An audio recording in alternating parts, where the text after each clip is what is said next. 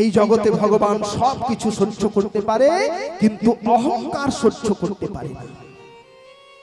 যেখানে আছে ইগো মানে অহংকার, ভগবান সেখান থেকে বললেন আমি সেখান থেকে আইগো, মানে আমি সেখান থেকে চলে যাই। যেখানে অহংকার সেখান থেকে আমি দূরে চলে যাই। তার মানেটা কি? এই সংসার জীবনে চলার পথে, মনে রাখবেন, মাথায় রাখবেন, সংসার জীবনে চলার পথে টাকা পয়সা গাড়ি বিষয় সম্পত্তি বাড়ি সবকিছু আপনার থাকবে, কিন্তু মনটা থাকবে গোবিন্দের চরণে। এইরকম মনোভাব নিয়ে যদি কীর্তন শুনতে পারেন তাহলে জীবন হয়ে যাবে ধন্য। আর মনের মধ্যে যদি অহংকারের বাসা বাঁধে যে আমি সব জানতাম, আমি সব জেনে বসে আছি, এই অহংকারের বাসা যদি বাঁধে ভগবানের থেকে আমরা দূরে চলে যাব। সেই জন্যই শাস্ত্র আমাদেরকে এই শিক্ষা দিলেন, বাবা ও বাবা কিসের অহংকার করব আমি? মা কিসের অহংকার করবেন আপনি? জন্মটা দিয়েছে আমাকে অন্য কেউ, আমি ইচ্ছা করে জন্ম নিয়ে নিতে পারিনি। জন্ম দিয়েছে অন্য কেউ, খাইয়ে দাইয়ে লেখাপড়া শিখিয়ে বড় করেছে সেটাও অন্যজন, আমার মা বাবা। আমি ইচ্ছা করে বড় হয়ে যেতে পারিনি। আমি শিক্ষা দীক্ষা অর্জন করেছি, সেই শিক্ষাটা দিয়েছে অন্য কেউ। শিক্ষা দীক্ষা অর্জন করে চাকরি বাকরি করছে, সেই চাকরিটাও দিয়েছে সরকার, অন্য কেউ। এই সংসার জীবন থেকে যেদিন বিদায় নেব, চতুর্দোলা করে নিয়ে যেদিন নিয়ে যাবে, বলবে বলো হরি বলো হরি বলো হরি, সেদিন নিয়েও যাবে অন্য কেউ। তাহলে খালি হাতে এসেছি, খালি হাতে যাব, এই আশা আর যাওয়ার ফাঁকে এমন কিছু কাজ আমাদেরকে করে যেতে হবে, যে কাজ করলে আমাদের জীবন হয়ে যাবে ধন্য। দেখবেন সমাজে কোনো মানুষ আছে মরে গেলে মানুষ তাকে ফুল ছড়া দিয়ে দিতে আনন্দ করতে করতে নিয়ে যায়। আবার সমাজে কোনো মানুষ আছে মরে যাওয়ার পরে দেখবেন সেই মানুষটাকে গালাগালি দিতে নিয়ে যায়। তাহলে শাস্ত্র এই শিক্ষাই দিলেন যে জন্ম হোক যথাতথা, কর্ম হোক ভালো। জন্ম কার কোথায় কখন কিভাবে হয়েছে আমার দেখার দরকার নেই, জন্ম হোক যথাতথা, কর্ম হোক ভালো। কর্ম যদি ভালো হয় ভাগ্য তোমার দাসী, আর হৃদয় যদি ভালো হয় ঘরেই মথুরা কাশী। একটু উলুধ্বনি মায়েরা, নিতাই গৌর। কর্ম যদি ভালো হয় ভাগ্য তোমার দাসী, আর হৃদয় যদি ভালো হয় ঘরেই বসে তুমি মথুরা কাশী দেখতে পাবে। সেই জন্যই তো ভগবান বললেন মাহি পার্থ ব্যাপারিত যে হবি সুপাব জনয় স্ত্রীয় বৈশ্যস্তথা সূত্রাস্তে হবি যান্ত্রিক পরমগতি। তার মানেটা কি? বললো হে পার্থ, নিজ কুলে যাহাদের জন্ম, যারা নিজ কুলে আমরা জন্ম নিয়েছি, নিজ কুলে যাহাদের জন্ম, কিংবা বৈশ্য সূত্র স্ত্রীলোক আমার শরণ লইলে পরম গতি প্রাপ্ত হয়। নিতাই গৌর হরি হরি। সেই জন্যই বললেন জন্ম হোক যথাতথা, কর্ম হোক ভালো। কর্ম ভালো হলে কি হবে আপনারা শুনলে অবাক হয়ে যাবেন। মহাভারতের পাতা যদি উল্টে দেন প্রথমেই কার নাম পাবেন বলুন তো? অস্ত্রগুরু বাহ দ্রোণাচার্যের নাম পাবেন। সেই দ্রোণাচার্যের জন্ম বৃত্তান্তটা শুনলে আপনারা ছিছি করবেন। স্বর্গের একজন বেশ্যা রমণী যার নাম গীতাজি, সেই গীতাজির গর্ভে জন্মগ্রহণ করেছিল দ্রোণাচার্য, কিন্তু জন্ম নিয়ে দেখিয়ে দিয়ে গেল যে জন্মটা আসল ব্যাপার নয়, আসল ব্যাপার হচ্ছে কর্মটা। আপনারা শুনলে অবাক হয়ে যাবেন। কলিযুগের ভগবান, বেশি দূরে যাব না, কলিযুগের ভগবান গৌরাঙ্গ মহাপ্রভু কোথায় জন্ম নিল? নিম গাছের গোড়ায়, নিম গাছের তলে জন্ম নিলেন। জন্ম নিয়ে দেখিয়ে দিয়ে গেলেন যে জন্মটা আসল ব্যাপার নয়, আসল ব্যাপার হচ্ছে কর্মটা। ভগবান শ্রীকৃষ্ণ কোথায় জন্ম নিলেন? কংসের কারাগারের মধ্যে জন্ম নিয়ে দেখিয়ে দিয়ে গেলেন যে জন্মটা আসল ব্যাপার নয়, আসল ব্যাপার হচ্ছে কর্মটা। খ্রিস্টান ধর্মের ধর্মগ্রন্থের যিনি গুরু যীশু খ্রিস্ট, সে জন্ম নিল কোথায়? 59 সালে। জন্ম নিয়ে দেখিয়ে দিয়ে গেল যে জন্মটা আসল ব্যাপার নয়, আসল ব্যাপার হচ্ছে কর্ম। কাজী নজরুল ইসলাম দরিদ্র মুসলমান পরিবারে জন্মগ্রহণ করে জন্ম নিয়ে দেখিয়ে দিয়ে গেলেন যে জন্মটা আসল ব্যাপার নয়, আসল ব্যাপার হচ্ছে কর্মটা।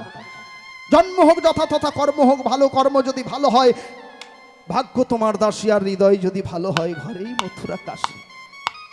তাহলে কার কোথায় জন্ম হয়েছে দেখতে যেও না, একটা কর্ম করো, কর্মটা ভালো করো। কর্ম যদি ভালো করো ভগবান তোমাকে শ্রীপাদ পদ্মে রাখবে।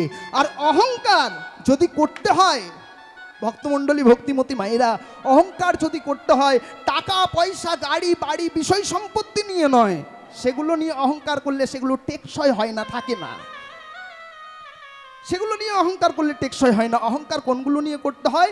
এই যে আমি পথিক ঘোষাল ভগবান শ্রীকৃষ্ণের চরণের দাস, শুধু আজকে দাস নয়, আমার এই দেহে যতদিন প্রাণ থাকবে, জীবনের শেষ রক্তবিন্দু দিয়ে আমি যেন ভগবান শ্রীকৃষ্ণের দাসত্ব করতে পারি। কলি হতো জি তুমি না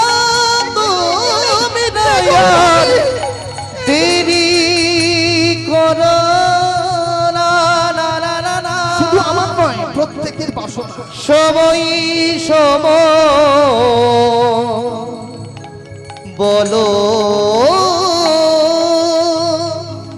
কৃষ্ণ না।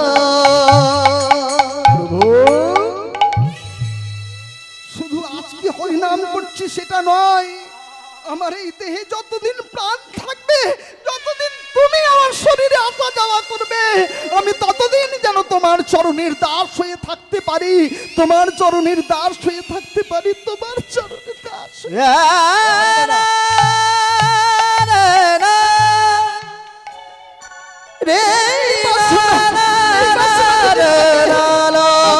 শ্রীকৃষ্ণের চরণ, শুধুমাত্র ভগবানের নাম করুন, ভগবানের দাসত্ব করুন। ভগবান চরণে রাখবে। সবাই মিলে হাত তুলুন, একবার সবাই মিলে হাত তুলুন, সবাই মিলে হাত তুলে আমরা সবাই মিলে গাইবো উচ্চ স্বরে, সবাই মিলে বলবো, বলুন হরে কৃষ্ণ হরে কৃষ্ণ হরে কৃষ্ণ হরে কৃষ্ণ কৃষ্ণ কৃষ্ণ কৃষ্ণ কৃষ্ণ হরে হরে হরে রাম হরে রাম রাম রাম হরে হরে। আচ্ছা, এইবার একটা কথা বলুন তো, এই যে হাত তুলে হরিনাম সংকীর্তন করলেন, আনন্দ পেয়েছেন হ্যাঁ কি না? আনন্দ পেয়েছেন হ্যাঁ কি না? একটু জোরে বলতে হবে, আনন্দ পেয়েছেন? বাহ। আচ্ছা মা, এইবার বলুন তাই একটুখানি সময় হরিনাম সংকীর্তন করে যদি জীবনে এত আনন্দ পাওয়া যায়, সারাটি জীবন যদি ভগবানের চরণে দিয়ে দিতে পারি, জীবনে কত আনন্দ পাবো। নিতাই গৌর হরি বল চরণ, আর সময় অতিবাহিত করব না। কর্ম ভালো করতে হবে, কার কাছে শিখলাম? কলির জগৎ জীবকে উদ্ধার করবার জন্য যিনি এলেন, শচী গর্ভ সিন্ধু মাঝে নবদ্বীপ চন্দ্র গৌর হরি, তিনি জগৎ জীবের উদ্ধারের জন্য সৃষ্টি করলেন কোথায়? হরিনাম সংকীর্তন শ্রীবাস অঙ্গন মাঝে। আর সেই শ্রীবাস অঙ্গনে হরিনাম সংকীর্তন করতে করতে করতে করতে মহাপ্রভু গতকালকার নিশীতে রাসলীলায় পরিশ্রান্ত হয়ে গৌর আমার আজকে গদাধরের শীতল কোলে ঘুমাচ্ছে। ভক্তমণ্ডলী, ভক্তিমতী মায়েরা, ওই দেখুন গৌর গতকালকার নিশীতে তোমাকে আমাকে জগতের সবাইকে উদ্ধার করবার জন্য যে হরিনাম, সেই হরিনাম সংকীর্তন গাইতে গাইতে পরিশ্রান্ত হয়ে গৌর আমার গদাধরের শীতল কোলে ঘুমাচ্ছে।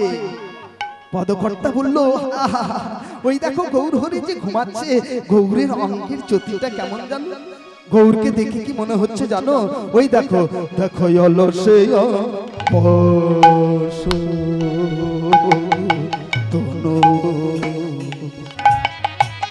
মায়েরা সবাই মিলে উলুধ্বনি করুন, মাঝে মাঝে উলুধ্বনি না দিলে ভালো লাগে। মহাপ্রভু পরিশ্রান্ত হয়ে গেছে, পদকর্তা লিখলো না।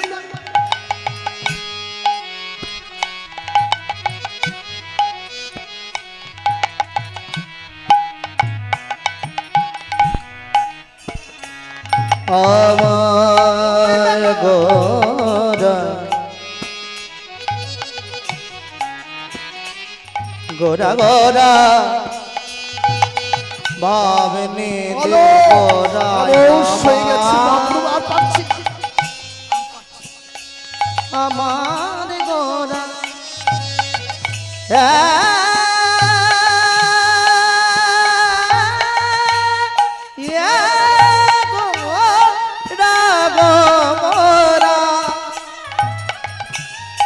দেখো ভাবিনিধি গোরায় আমার ভাবে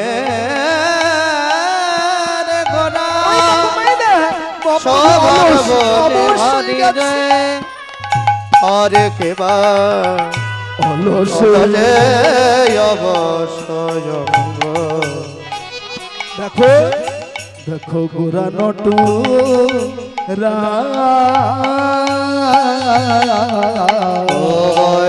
যে অবশ্যই আর পারা যাচ্ছে না। নট রাজা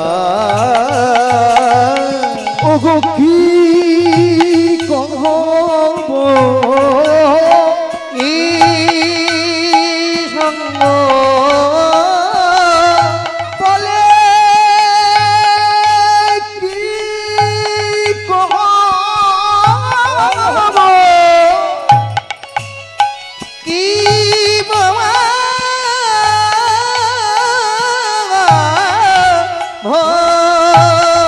অঙ্গ শোভা মহাপ্রভুর অঙ্গের শোভার কথা কি বলবো কি কহব অঙ্গ শোভা না না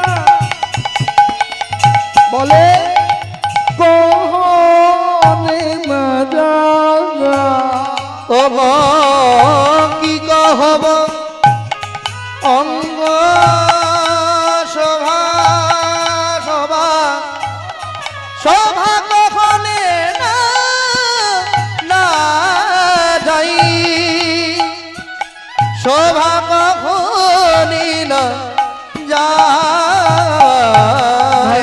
বলা তো যাই না গো বলা তো যাই না গো বলা তো যাই না গো বলা তো যাই না গো গৌরে গদা ধরে রঙ্গ শোভা বলা তো যাই না গো রঙ্গল ধরি অঙ্গে শোভা বলা তো যাই না গো ধরে রঙ্গ শোভা বলা তো যাই না গো অঙ্গ শোভা বলা তো যাই না গো গদা ধরে রঙ্গ শোভা বলা তো যাই না গদা ধরি অঙ্গ শোভা বলা তো যাই না গো বলি ততই হারি বলা তো যাই না গো ওগো যতই বলি ততই হরি বলা তো যাই না গো বলি ততই হারি বলা তো যাই না যতই বলি ততই হরি বলা তো যাই না ওগো যতই বলি ততই হরি বলা তো যাই না গো যতই বলি ততই হারি বলা তো যাই না গো দেখো যতই বলি ততই হরি বলা তো যাই না গো যতই বলি ততই হারি বলা তো যাই না গো যতই বলি ততই হরি বলা তো যাই না গো যতই বলি ততই হারি মহাভাব নিধি গৌর ওগো যতই বলি ততই হরি মহাভাব নিধি গৌর যতই বলি ততই হরি ভাব নিধি গৌর যতই বলি ততই হরি ভাব নিধি গৌর যতই বলি ততই হরি না না বলা তো যাই না গো কহবে না যায় গো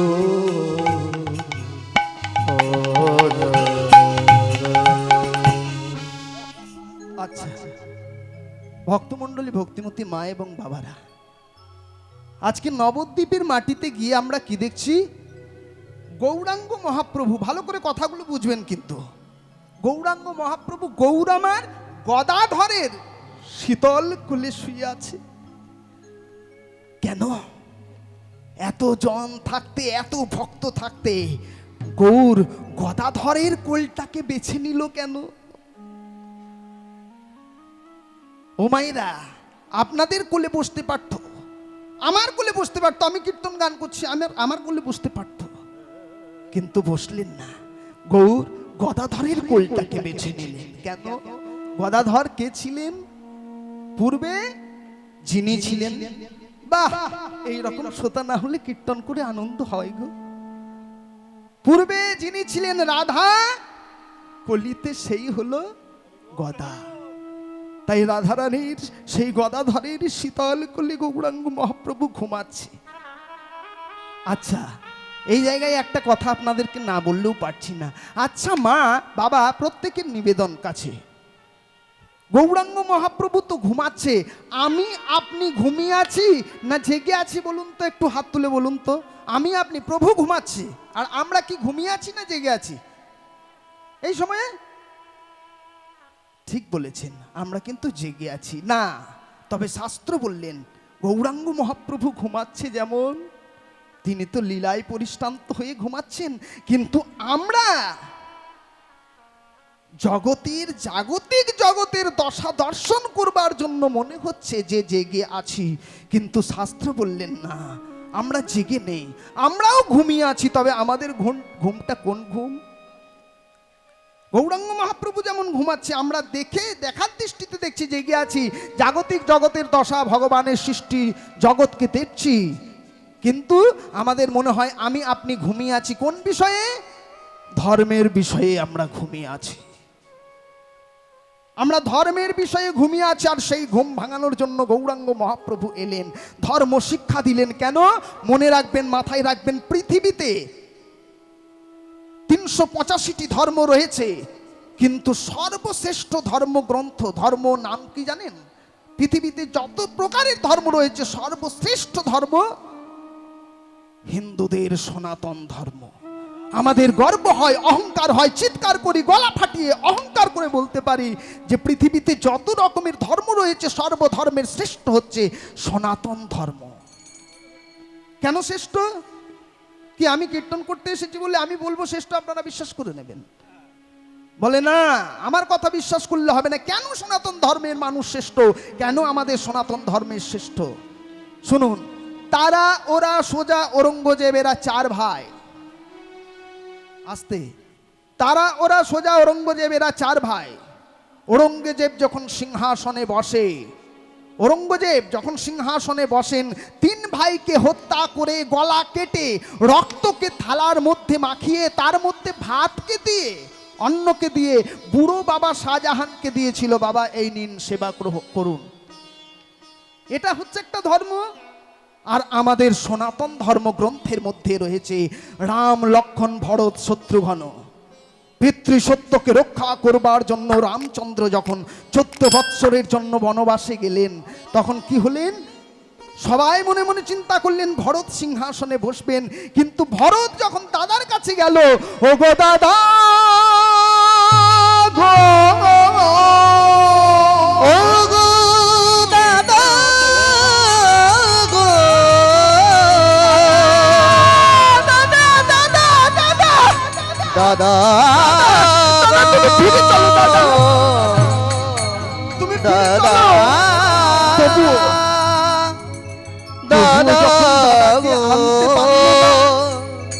ভরত যখন রামচন্দ্রকে ফিরিয়ে আনতে পারল না, ভরত বলল, দাদা, ও দাদা, তুমি আমার একটা কথা রক্ষা করবে দাদা? তুমি যখন যদি না যাও, তোমাকে একটা জিনিস চাইবো, দেবে? বল ভাই, কি চাস তুই? দাদা, তোমার চরণ পাদুকা দুটি তুমি আমায় দেবে। রামচন্দ্র বললেন, বেশ ভাই, এই নে আমার চরণ পাদুকা দিলাম। দিয়ে দিলেন চরণ পাদুকা। আর সেই ভাই দেখুন কেমন ভাই, ভরত সেই রামচন্দ্রের চরণ পাদুকা মাথায় নিয়ে মহানন্দে নাচতে নাচতে, পরমানন্দে বিভোর হয়ে রামচন্দ্রের চরণ পাদুকা নিয়ে সবাই বসেছিলেন। ভেবেছিলেন যে সিংহাসনে ভরত বসবেন, কিন্তু সেই সিংহাসনে রেখে দিলেন রামচন্দ্রের চরণ পাদুকা। আর সেই চরণ পাদুকা রেখে দিয়ে প্রত্যেক দিন ফুল নৈবেদ্য দিয়ে, 1-2 দিন নয়, 1-2 মাস নয়, 1-2 বছর নয়, 14 বৎসর সেই সিংহাসনে রামচন্দ্রের চরণ পাদুকা নিয়ে রেখে প্রত্যেক দিন ফুল নৈবেদ্য দিয়ে পুজো করলো। এই হচ্ছে আমাদের সনাতন ধর্ম। পৃথিবীতে যত প্রকারের ধর্ম রয়েছে, কিছু মনে করবেন না, আমাদের ধর্মকে অন্য কেউ নষ্ট করে না। আমরা বলি আমাদের ধর্মটাকে বিধর্মীরা নষ্ট করে দিচ্ছে, কিন্তু না, সম্পূর্ণ ভুল।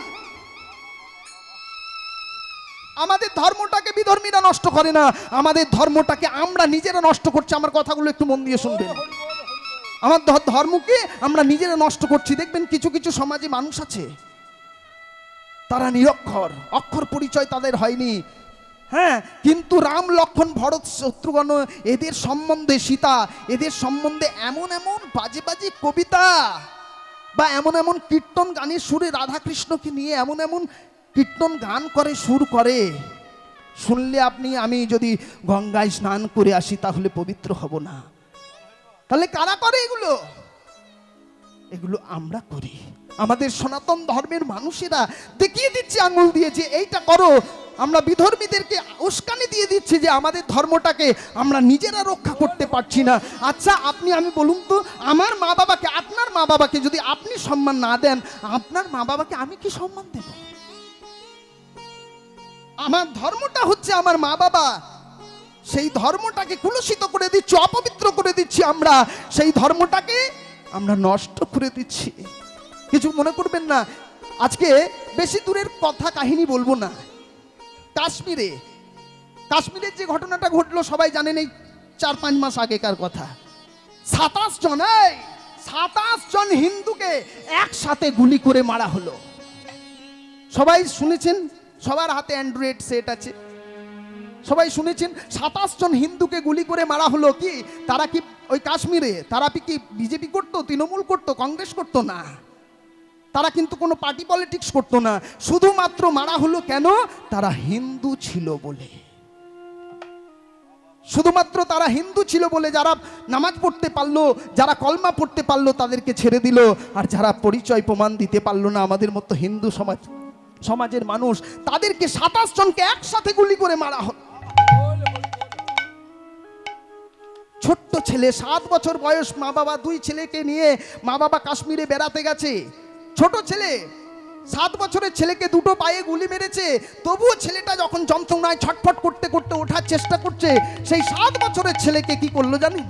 বন্দুকের নল দিয়ে, আমি কি বলবো, মোবাইলে দেখেননি, বন্দুকের নল দিয়ে খুঁচিয়ে খুঁচিয়ে মারা হচ্ছে। কেন? শুধুমাত্র হিন্দু বলে। আমাদের এই সনাতন ধর্মটাকে নষ্ট করে দিচ্ছি আমরা নিজেরাই। আমাদের আদি বাসস্থান যদি বলা হয়, আমাদের আদি বাসস্থান হচ্ছে কাবুল। ইতিহাস ঘাটলে বোঝা যায় আমাদের আদি বাসস্থান হচ্ছে কাবুলে। সেই কাবুল পরিত্যাগ করে এসেছি বিধর্মীদের অত্যাচারে। এলাম কোথায়? গান্ধারীর রাজত্বে, যার নাম হচ্ছে আফগানিস্তান। আফগানিস্তান আদি বাসস্থান ছিল, আফগানিস্তান পরিত্যাগ করে আসতে হলো বিধর্মীদের অত্যাচারে। কোথায়? পাকিস্তান এবং বাংলাদেশে এলাম।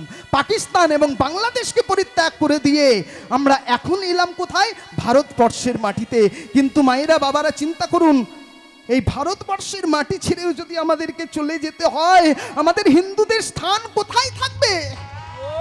সেই জন্য ভগবান বলল, আর তোমরা ঘুমিয়ে থেকো না, হিন্দু একজোট হও, হিন্দুরা বেঁচে থাকো, সনাতন ধর্মকে রক্ষা করো, কারণ সেই সনাতন ধর্ম আমার মা, আমার বাবা। কিছু মনে করবেন না, আমাদের ধর্মটাকে পাশের গ্রামে, পাশের বাড়িতে কোনো মা বাবা যদি আমাদের তুলসীর মালা ধারণ করে, আমরা তখন পরিহাস করি, এই দেখ 2 দিনের বাবাজি হয়ে গেছে রে। হ্যাঁ, আমি নিজে তো পারছি না, যদি কেউ করছে তাকে দেখে পরিহাস করছি, আমরা উস্কানি দিয়ে দিচ্ছি। এর থেকে অধঃপতন আর কি হতে পারে? ইউটিউবে কিছুদিন আগে শোনেননি? কিছুদিন আগে নবদ্বীপে এক বাবাজি গেছে, বাবাজিকে গিয়ে প্রশ্ন করছে। সেই বাবাজি বলছে, প্রভু আপনার কাছে আমার একটা প্রশ্ন। কি প্রশ্ন? বলে, যেখানেই যাচ্ছি সেখানেই বলছে হিন্দুদের তিলক করতে হবে, মালা করতে হবে। আচ্ছা, তিলক মালাটা যদি এত গুরুত্বপূর্ণ হতো, স্যুট বুট টাই কোট ফিচে পড়ে গেছে, বুঝলেন? বলছে হিন্দু ধর্মটা যদি এত, মানে তুলসী মালা তিলক যদি এত গুরুত্বপূর্ণ হতো, তাহলে তো জন্মের পরেই ভগবান বলে দিত যে তুলসীর মালা তোমাকে পড়তে হবে। এত গুরুত্বপূর্ণ তাহলে নিশ্চয়ই নয়, তাহলে তো জন্মের পরেই তুলসী মালা তিলক দিয়েই জন্ম দিত। এখন সেই বাবাজি সেই লোকটাকে প্রশ্ন করলো, আচ্ছা এই যে প্রশ্নটা আপনাকে করতে এলেন, কথাটা দেখুন, উত্তরটা কেমন দিল। আপনি যে প্রশ্নটা করতে এলেন, স্যুট বুট টাই কোট খিঁচে পরে আমার কাছে এসেছেন, কেন এলেন? স্যুট বুট টাই কোট খিঁচে পরে এসেছেন, প্রশ্নটা করলেন আমাকে কেন? সাধারণ মানুষ হয়ে আসতে পারতেন, স্যুট বুট টাই কোট খিঁচে পরে এসেছেন কেন? বলে, আমি স্যুট বুট টাই কোট খিঁচে কেন এসেছি জানেন? আমার লজ্জাকে নিবারণ করবার জন্য। বলছে বাহ, তুমি যেমন লজ্জাকে নিবারণ করবার জন্য স্যুট বুট টাই কোট খিচে পড়ে এসেছো, আমি তুলসীর মালাটা কণ্ঠে ধারণ করেছি কেন জানো? আমি আমার হিন্দু সনাতন ধর্মটাকে রক্ষা করবার জন্য আমরা তুলসীর মালা কণ্ঠে ধারণ করি, দ্বাদশ সঙ্গে তিলক ধারণ করি। মনে রাখবেন, মাথায় রাখবেন, এই যে তিলক ধারণ, মায়েরা নামি দামি কোম্পানিতে নামি দামি বিউটি পার্লারে গিয়ে আমরা সাজসজ্জা করতে যাই, 2500, 3000, 4000, 5000, 10,000 দিয়ে সেজে আসছি। মনে রাখবেন, মাথায় রাখবেন, জীবনের অন্তিম সাজ যখন আসবে, অন্তিম সময় যখন আসবে, কিন্তু ওই তিলকমালা দিয়ে আপনাকে আমাকে যতই নামি দামি বিউটি পার্লারে সাজাতে আসেন, যেদিন যমরাজ আপনাকে নিয়ে যাবে, শেষের দিনে কিন্তু ওই তিলকমালা চন্দন দিয়েই আপনাকে সাজাতে হবে। তাহলে মায়েরা, যে তিলক চন্দন মালা আমাদেরকে শেষের দিনে দেবে, সেই তিলক চন্দন মালা যদি আমরা আগে থেকে করতে পারি, আমাদের পথটা পরিষ্কার হবে কি না হবে না? পথটা পরিষ্কার হবে। সেই জন্য পথ যদি পরিষ্কার করতে হয়, চলুন আর সময় অতিবাহিত করব না। গৌরাঙ্গ মহাপ্রভু বলছে না, আর তোমরা ঘুমিয়ে থেকো না। তোমরা যদি ঘুমিয়ে থাকো তাহলে সনাতন ধর্মটা নষ্ট হয়ে যাবে, শেষ হয়ে যাবে। সনাতন ধর্মকে রক্ষা করো, একজোট হও। সেই জন্য মহাপ্রভু আজকে ঘুমাচ্ছে। পদকর্তা বলল, ওই দেখো গৌরজি গদাধরের কোলে ঘুমাচ্ছে। গৌরের অঙ্গজ্যোতিটা দেখে কি মনে হচ্ছে জানো? গৌরের অঙ্গজ্যোতিটা দেখে মনে হয় মেঘে রবি জোরে যেন। মায়েরা উলুধ্বনি করতে হবে, সবাই মিলে নিতাই গৌর হরিবল হরিবল হরিবল। ও মেঘের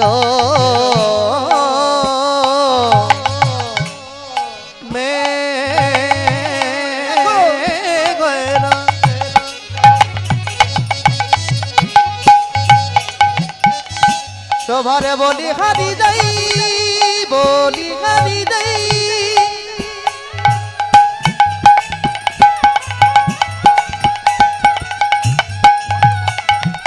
সভারে বলি বলি বলি বলি বলি। সবাই মিলে আশীর্বাদ করুন, একটু আশীর্বাদের হাত বাড়িয়ে দিন। সবাই মিলে নিতাই গৌর হরিবল হরিবল।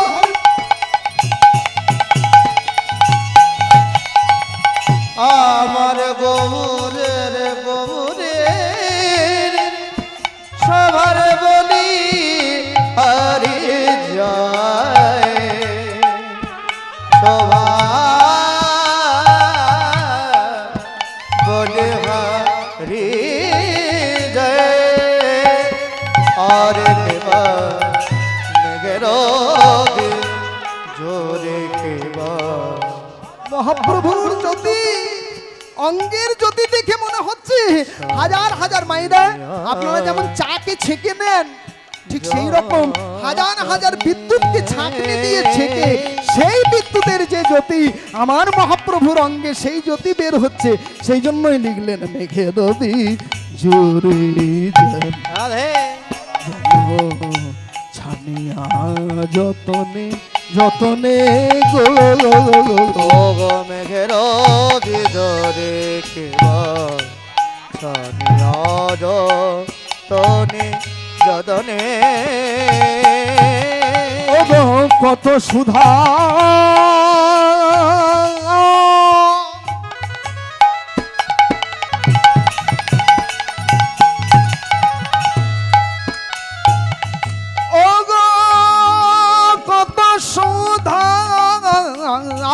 দিয়ে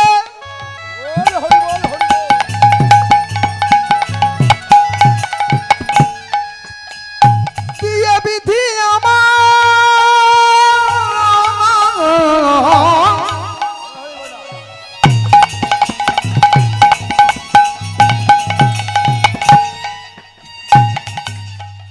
বিধি আমায় কইল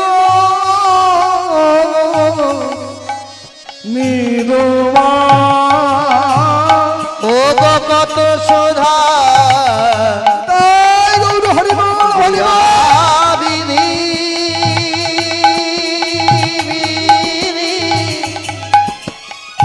কইলা দিল মা, কইলা দিল ও নিরমান করেছে, নিরমান করেছে, নিরমান করেছে। নিরমান করেছে। আচ্ছা মা, আপনারা উলুটাকে সঙ্গে এনেছেন না বাড়িতে রাখা আছে বলুন তো? বাড়িতে বাক্সে ভরে দিয়েছি। আচ্ছা আপনারা উলুটা সঙ্গে এনেছেন না বাড়িতে রাখা আছে? আমার তো মনে হয় বাড়িতে আছে। হ্যাঁ হ্যাঁ, আলমারিতে। যাই হোক, আজকে শেষ দিন। আজকের এই দিনটা চলে গেলে পরের বছর এই আসরে আমি আসতে পারবো কিনা গ্যারেন্টি নেই। ও মা, আমি তো আসতেই পারবো না। হ্যাঁ, নতুন নতুন আমি তো আসতেই পারবো না। যাই হোক, হ্যাঁ, তাও তো রাজেশ দার কৃপাতে কোনো রকম কৃপা করে, রাজেশ দার আশীর্বাদে আপনাদের মতো ভক্তের চরণধুলি পেয়েছি। আর রাজেশ দা যাকে পেয়েছিল আমার ভাই দেবব্রত, আমার বাবা মধুসূদন ঘোষাল। তবে নিবেদন মনে রাখবেন, মাথায় রাখবেন, এখানে একটা কথা না বললেও পারছি না। এখানে আমাদের বহু শিষ্য শাবক সখা রয়েছেন। নিবেদন, সবার কাছে তো আমার এত পরিচয় করা সম্ভব নয়। সবার কাছে দূর থেকে আমি পরিচয় সেরে নিচ্ছি। আপনারা বলবেন কেন আমাদেরকে পরিচয় দিচ্ছেন? মনে রাখবেন, মাথায় রাখবেন, খুব ভালো একটা কথা বলে দিই। শাস্ত্র কথা বলতে খুব ভালোবাসি। আপনাদেরকে সম্মান দেব, ভালোবাসবো। কেন সম্মান দিতে হবে, কেন ভালোবাসতে হবে, কথাটা শুনে নিন। মানুষকে সম্মান দিলে সেই সম্মান ঈশ্বরে মেলে। সর্বশাস্ত্রে এই কথা কয়। কবিচণ্ডী দাস যিনি উচ্চই কণ্ঠে বলেছেন তিনি, সবার ওপরে মানুষ সত্য, তাহার ওপরে নাই। মানুষকে সম্মান দিতে হবে, মানুষকে ভালোবাসতে হবে। ভগবানকে খুঁজবার জন্য আমরা মন্দিরে যাচ্ছি, মসজিদে যাচ্ছি। শাস্ত্র বললেন বহু রূপে সম্মুখে তোমার, বহু রূপে সম্মুখে তোমার, ছাড়ি কোথায় খুঁজিছে ঈশ্বর। এই যে আপনারা বহুজন বসে আছেন, আপনাদের মধ্যেই ভগবান আছে। বহুরূপী সম্মুখে তোমার, ছাড়ি কোথায় খুঁজিছে ঈশ্বর। জীবে প্রেম করে যেই জন, সেই জন সেবিছে ঈশ্বর। মানুষকে ভালোবাসুন। মানুষকে ভালোবাসলে কি হবে? অহংকার শূন্য হয়ে যদি মানুষকে ভালোবাসতে পারেন, কি হবে জানেন? কোথায় খুঁজিছ স্বর্গ নরক, কে বলে তার বহুদূর। মানুষের মাঝেই স্বর্গ নরক, মানুষের মাঝেই সুরাসুর। তাই সবার কাছে আশীর্বাদ চেয়ে নিচ্ছি। সবাই মিলে আশীর্বাদ করবেন যেন শুদ্ধ পদাবলী কীর্তন শুনিয়ে আপনাদের মতো ভক্তকে রক্ষা মানে আনন্দ দান করতে পারি, আর আমার সনাতন ধর্মটাকে যেন আমি রক্ষা করতে পারি। নিবেদন আপনাদের সামনে, সেই গৌরাঙ্গ মহাপ্রভু কত শুধু সুধা দিয়ে কইল নিরমান, পদকর্তা লিখলো। শুধু আমরা বলবো না, সবাই মিলে মায়েরা উলুধ্বনি, বাবারা হরিধ্বনিকে দেবেন। সবাই মিলে দেখো নিরমান করেছে, এখন নিরমান করেছে, আহা নিরমান করেছে, নিরমান করেছে। আহা কত শত চাঁদনি আর নিরমান করেছে, কত চাঁদনি গাড়ি নিরমান করেছে, শত চাঁদনি গাড়ি নিরমান করে, কত শত চাঁদনি গাড়ি নিরমান করেছে, চাঁদনি গাড়ি নিরমান করেছে, কত শত চাঁদনি গাড়ি নিরমান করেছে। শত চাঁদনি গাড়ি নিরমান না করেছে। না না, আমার কি মনে হয় জানেন, বিধি শুধুমাত্র মহাপ্রভুর রূপটাকে গড়েছে। আমার কি মনে হয় জানো? মনে হয় হ্যারে নাই, হ্যারে না না, না হ্যারে নাই, হ্যারে নাই, হ্যারে নাই, হ্যারে নাই, হ্যারে না নাই, না হ্যারে নাই, হ্যারে নাই, হেরে নয় হেরে না না হ্যারে নাই, হ্যারে নাই, হেরে নয় হেরে নয়, হ্যারে ছেড়ে দিত না গো, হ্যারে নাই, হ্যারে নাই, আমার গেলে ছেড়ে দিত না গো, হ্যারে নাই, গৌর হরি বল, হ্যারে ছেড়ে দিত না গো, হ্যারে নাই, আমার গেলে ছেড়ে দিত না গো, হ্যারে নাই, হ্যারে নাই, গলে ছেড়ে দিত না রে হেরে নয় হেরে, আমার গেলে ছেড়ে দিত না গো, হ্যারে নাই, হ্যারে নাই, গলে ছেড়ে দিত না রে হেরে নয় হেরে, আহা হেরলে ছেড়ে দিত না গো। আমার দেখে এই মনে হয়, হেরলে ছেড়ে দিত না গো, আমার দেখে এই মনে হয়, দিত না গো, আমার দেখে এই মনে হয়, হেরলে ছেড়ে দিত না গো, আমার দেখে এই মনে হয়, হেরলে ছেড়ে দিত না গো, আমার দেখে না না হ্যারে নাই, হ্যারে নাই। ও গো কত শোভা দিয়া বিধি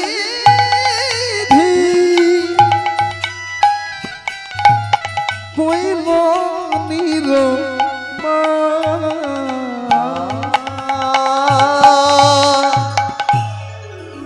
মহাপ্রভুর রূপটা গড়েছে। আর সময় অতিবাহিত করব না, চলুন, অনেক সময় অতিবাহিত হয়ে যাচ্ছে, আর সময় অতিবাহিত করব না।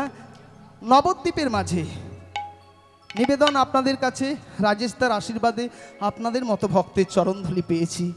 আপনারা আমার গান শুনে আনন্দ পাচ্ছেন কিনা জানি না, কি আনন্দ পাচ্ছেন? যাক, আনন্দ যদি পেয়ে থাকেন, নিবেদন আপনাদের কাছে, যখন উলুধ্বনি হরিধ্বনি দিতে বলবো, একটি বার করে উলুধ্বনি হরিধ্বনি দেবেন। কারণ এই বছর আসতে পেরেছি, পরের বছর আসতে পারবো কিনা গ্যারেন্টি নেই।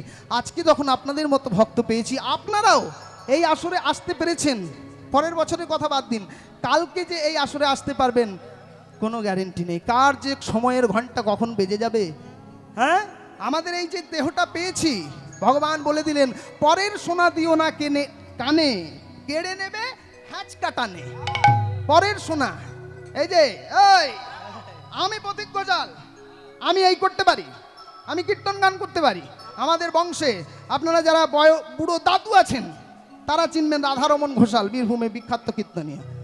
তারপরে গদাধর ঘোষাল, আপনারা বয়স্ক যারা আছেন তারা চিনবেন, দেহ রেখেছেন ঈশ্বর। হ্যাঁ, তারপর হচ্ছে ওই বিশ্বনাথ ঘোষাল, তার ছেলে হচ্ছে মদন মোহন ঘোষাল, সমস্ত বড় বড় কীর্তনিয়া ছিল। আর তাদের ঔরসজাত আমি, এখন বংশের মধ্যে ছোট ছেলে প্রতীক ঘোষাল। এই আমি প্রতীক ঘোষাল, আমি কীর্তন করতে পারি, আমি এই করতে পারি, আমি ওই করতে পারি, অনেক কিছু করতে পারি। কিন্তু মা, এই যে আসছে যাচ্ছে, এই আসা যাওয়া, এই আসা যাওয়া কখন যে বন্ধ হয়ে যাবে, কে দিয়েছে এই আসা যাওয়া শক্তি? ভগবান দিয়েছে। তাহলে ভগবান ইচ্ছা করছে তাই আমি নাচছি, ভগবান ইচ্ছা শক্তি হয়েছে ভগবানের তাই আমি গাইছি, ভগবানের ইচ্ছা শক্তি হয়েছে বলে আপনাদের এখানে আসতে পেরেছি। আজকে আপনারা ভাগ্যবান যে ভগবানের ইচ্ছা শক্তিতে আজকে কীর্তন আসরে এসে কীর্তন শুনছেন। আপনারা আসেননি, ভগবান কৃপা করে আপনাকে এনেছেন। যাই হোক, সময় অতিবাহিত করব না, সবাই মিলে আমরা সেই লীলায় প্রবেশ করব। নবদ্বীপের মাঝে গৌরাঙ্গ মহাপ্রভু দেখছি কি পদকর্তা লিখলেন,